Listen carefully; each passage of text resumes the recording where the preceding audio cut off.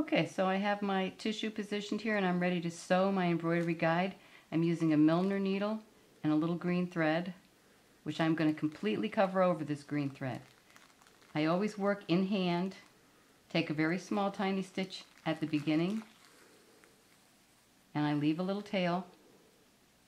Later on I'm going to be pulling on that tail if I have any loops. And then I'll do a back stitch, and then almost a quilting motion as I manipulate the tissue to make very tiny little stitches right through the tissue paper, and sometimes it hooks onto your straight pin. And then take another, and you try to fill your needle with a 3, 4, 5 stitches because that makes it straight, nice and straight. And once you get to the end, you do the same thing. You make a nice back stitch just to anchor it, and then you leave a tail.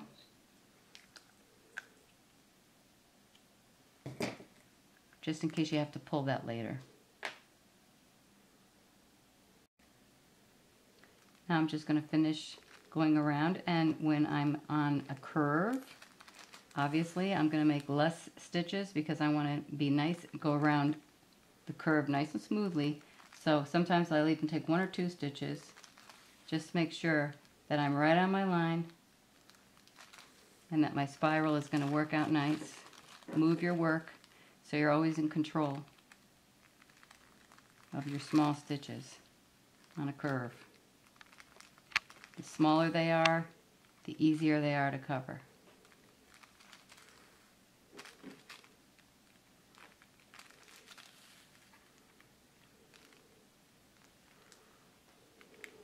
Alright, you can see.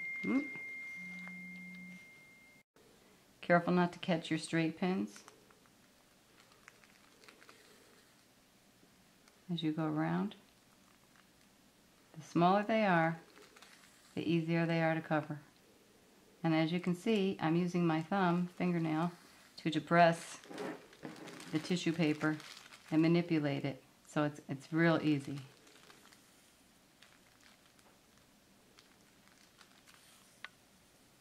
And I continue to turn the work to make it easy for me to sew right on the line.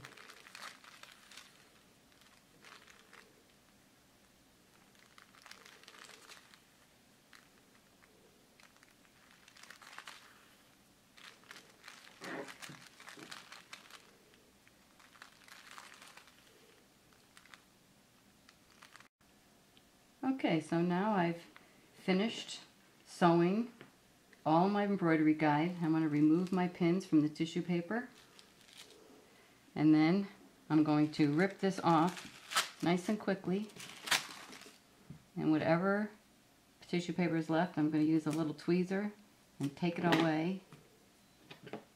And once all this tissue paper is gone, if I have any loops, I'm going to pull them.